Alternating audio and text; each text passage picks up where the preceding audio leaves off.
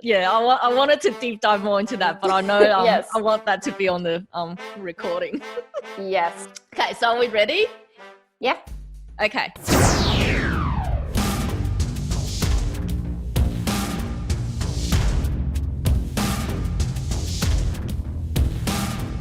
Welcome to Health Formers Age of the Plant podcast. We have here today our special guest all the way from Sweden, Anna Svedberg. Woohoo! Hi, So happy to Anna. be here. Hi, Lucy. So excited to have you here with us today. Same here. Thanks for having me. Thank you for joining. And so for me to introduce you, what tone of voice would you like me to introduce you in? So I think I would go with the sexy voice. Sexy. Yes. Sexy. That is a challenging one for me. That's what I thought. All right. Let me get into the sexy mode. How's my hair? Very good. All right. Okay, sexy. Anna Svedberg is a holistic health and nutrition coach who helps people heal their gut to be free of digestive issues, find joy in their food, and raise their vibration and energy level. One of her biggest passion is to support high achieving women with taking control of their gut health, turning fatigue into energy, lose any unwanted weight, and simply feeling light and free in their bodies. Let's see what a healthy plant-based lifestyle has to do with creating an amazing gut health that can impact both your physical and mental well-being. Go with your gut. Let's welcome Anna. Lucy, that was amazing. Thank you for that. I don't think I've ever received an intro in a very sexy voice. There you go. I loved it. It's a first time for everything. There is. I'm glad Amazing. you like I love it. Thank you. So now I've just switched back to normal. Yes. Back to serious. Yes. All right. Are you ready for the flywheel to ask you the very first question? I think so. Okay. Oh, it wants to know, when did you have your first 100% plant-based food? Oh, I think that's a long time ago. I think my first full plant-based meal, right? Is that the question? Like full plant-based meal? Yeah. I would say, well, maybe 5-6 years ago, maybe a bit longer than that. Okay. And tell me more, like what was the meal and how did you get started on it? What led you to it?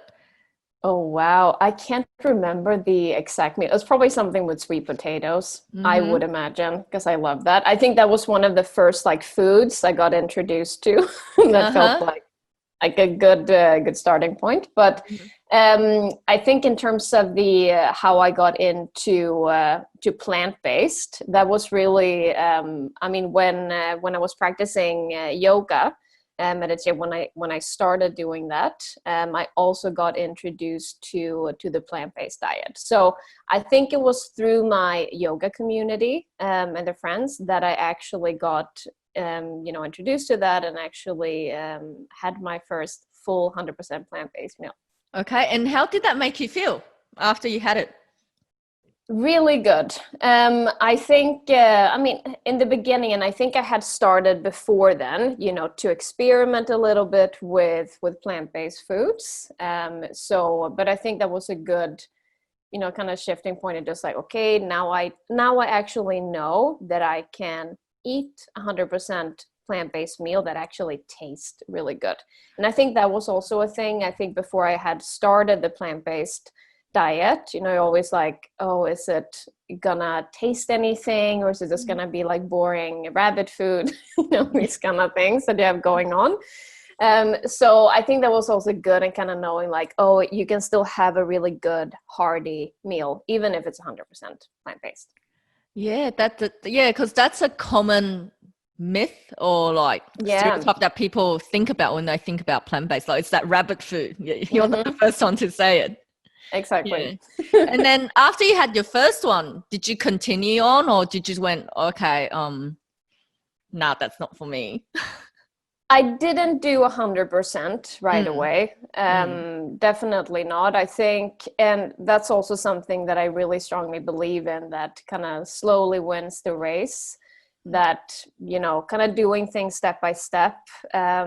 And I think that was also a very good way for me to experiment with plant-based foods, and not feeling that I had to give up meat or the things that I was eating back then, right away. Because I think what happens then, if you're doing it, in a where it feels controlled, or just like, okay, now I'm just gonna go 100% plant-based because I'm supposed to, I think then you don't have that joy around plant-based foods. So at least for me, and usually also with people I work with, it works really well to just do it step by step, so you can experiment and see what kind of plant-based foods that you actually enjoy eating as well. I really like that step by step, because that's also exactly what I'm promoting. I call it one bite at a time. Yeah, It's also love that. experimenting with it, and then just taking the bite that your body is ready for each time you make that progress. And it's the progress that matters. Yeah, exactly. Yeah. Well, thank you for sharing that. Yeah, of course. Let's move on to the next question. Yeah.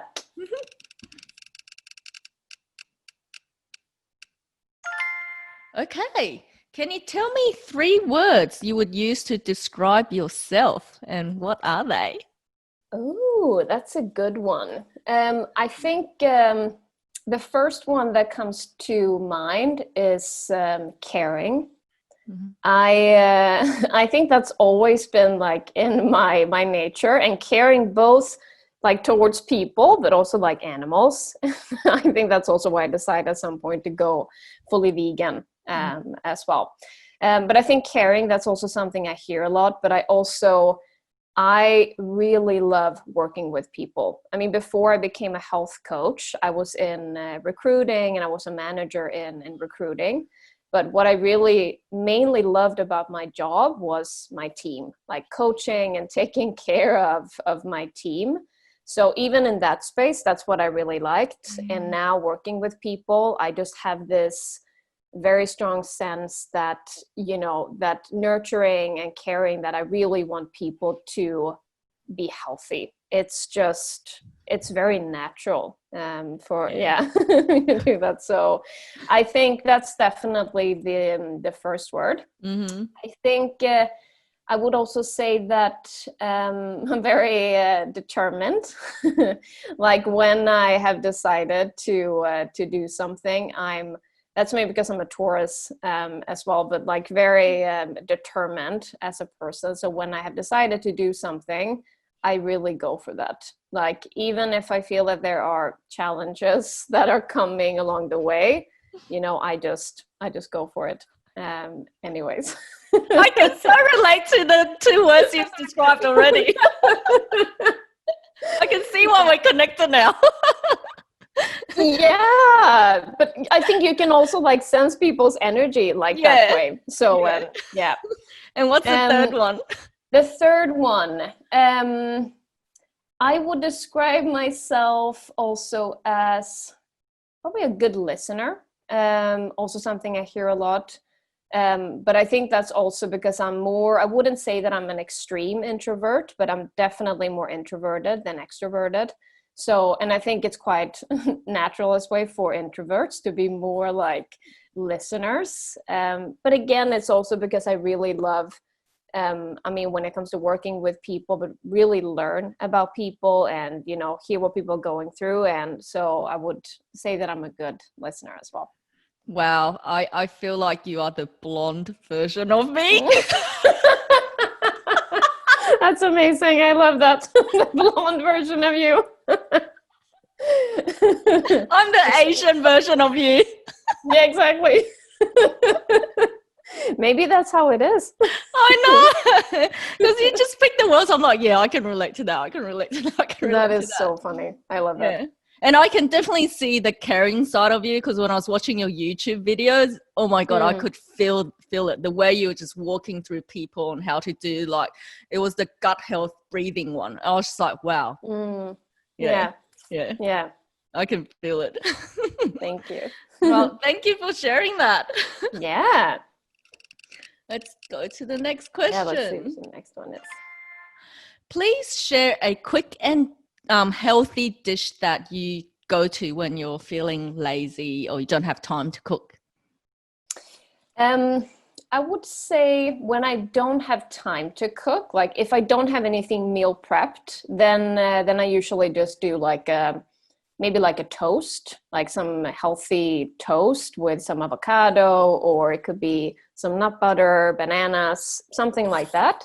Otherwise, what I usually do is that I meal prep like a curry. I love very hearty foods. I'm not so big on like salads or light food, but very much enjoy like hearty foods. So usually what I do is just that I meal prep like a curry, and then I know for days when I don't have that much time, I just have it in the freezer or in the fridge, and then I just grab it. Oh, and how do you prep the curry? Can you share a bit more about that? Do you mean the recipe? Yeah. It's So a secret one. Definitely not. I think in 2 weeks or something like that, I'm gonna post it on my YouTube exactly how I do it. But it's very easy, and it's just like a basic one. I mean, it has onions, garlic, different spices, so like curry and cumin and sweet paprika. And then I have chickpeas in there, and coconut milk, and tomato, like crushed tomatoes. So that's kind of what I keep as a base. And then I just add like brown rice. I might add some herbs or vegetables, like whatever I have at home. But that's a really good base to have, that you can have, you know, in the freezer, and just grab and then just add anything that you like. Well, that sounds really yummy and simple to make. Yeah, it is very simple. I think I'll give it a try as well. I'll definitely check out your video once it's out. Yeah, it's gonna be up soon. Cool. Wow. Let's move on to the next question. Yes. Let's ask you the same one. Okay. It does that sometimes. Yeah. Can you share a bit about what's your morning rituals like? My morning ritual. I love that question because I'm a morning person, and I love having a morning routine. Okay. And I think it's like a game changer to have a morning routine. It just sets you up for the day. But what my typical morning looks like is that I first of all, I never check my phone in the morning, like first thing, that like has to wait. So the first thing I do is just like hydrating in the morning, like drinking a lot of water. Then I practice yoga most mornings. If I don't do that, I might go for like a power walk just to go outside. And then I have breakfast after that. Always, I'm a big breakfast person, so I always have something. Usually I have overnight oats and just a lot of toppings and things like that. And then after that, that's when I go to my phone or start working. But I would say I always wait with looking at things directly in the morning. So I always start with focusing on myself, and then I turn to other things. That's a very good tip.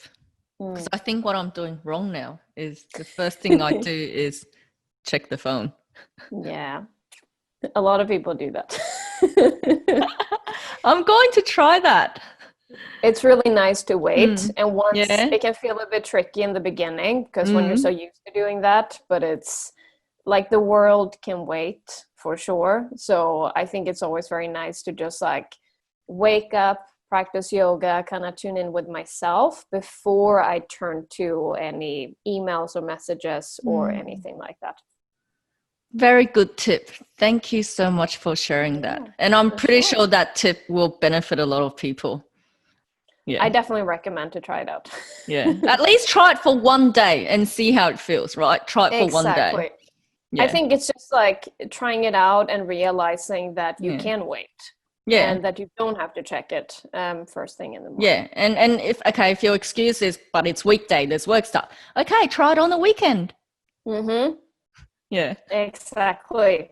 And still, I think people can wait, even if it's during the week. I think it's usually, unless it's something super urgent. Of course, there are also days when I might also have to do that if it is something urgent. But I think you realize when you get into the habit that it's fine to do it. It's fine. Yeah. Yep. Well, thank you. Yeah, for sure.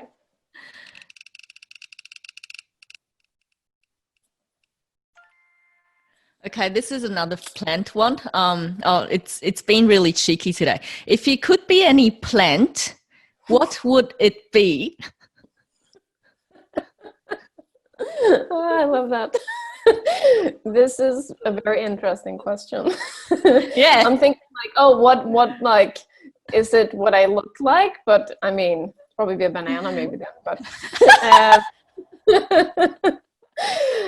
I would say I probably want to be, this is just because I love avocados, so I'll probably choose that. Okay. Just because I love them so much, I would probably choose that. Avocado. So the fruit avocado or the tree avocado, or both? Like maybe the tree in that case. Tree?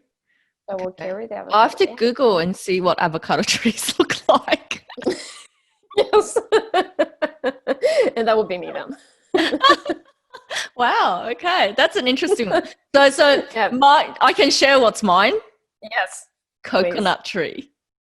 Oh, that's a good one. Yeah. That's actually a really good one. That'd probably be my second one. Yeah, second one. So, we are very alike. Right. And avocado was the very first video I made for my Age of the Plants video series. Really? Yeah, there is something here for sure. There is something.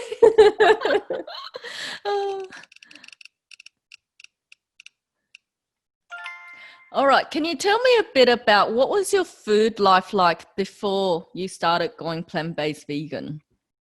It was definitely a bit all over the place. Like going back from the beginning. So first of all, which started when I was, I think, around like 16, something like that.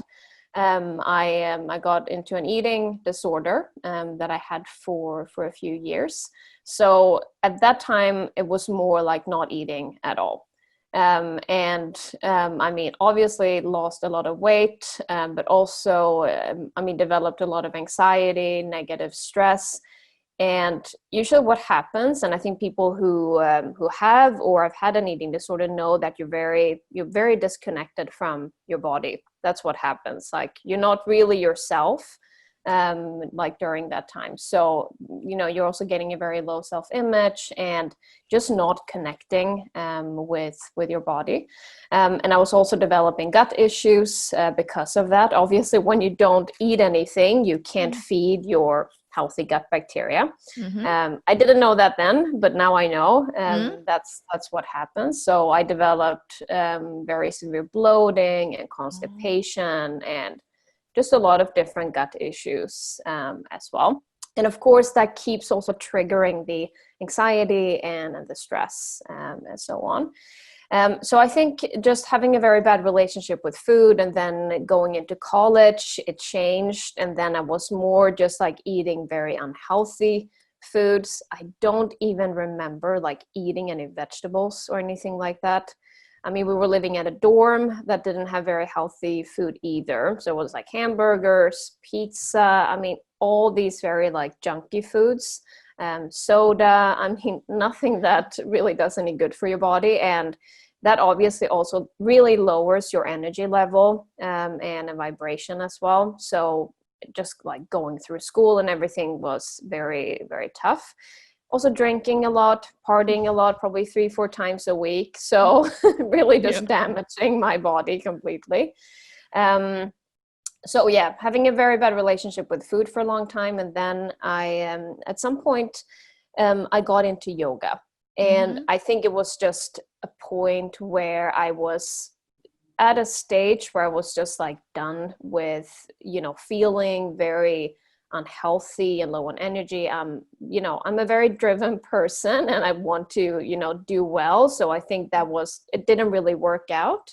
So I think when I was introduced to yoga, that was really the gateway into my healing as well. So that was a place where I could start to reconnect with myself. It's a practice of self-care, and you're just getting back into your body again. And I think from there, like I mentioned before, that's also how I got more introduced to plant-based foods, and could also start to heal my relationship with food as well. So that's how it looked like before, and then that's how the shift was into plant-based eating.